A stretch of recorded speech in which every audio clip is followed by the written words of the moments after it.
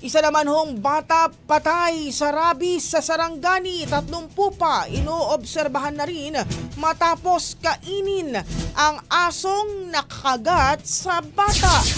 Mula sa Brigada News sa Fam Jensen, Brigada Jane Alido, i-brigada mo! Brigada Live Report.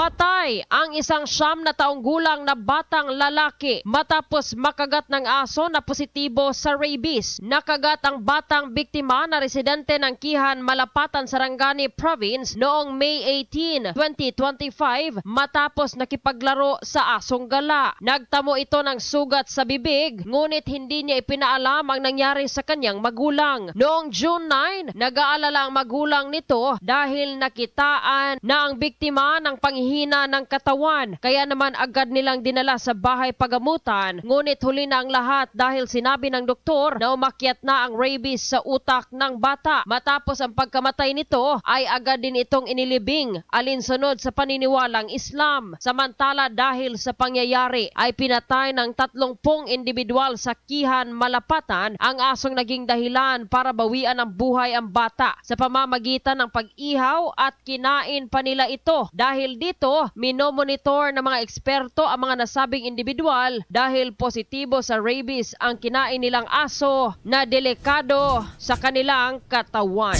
In the heart of changing lives, ito si Brigada Jane Alido sa 89.5 Brigada News FM Jensen, The Music and News Authority.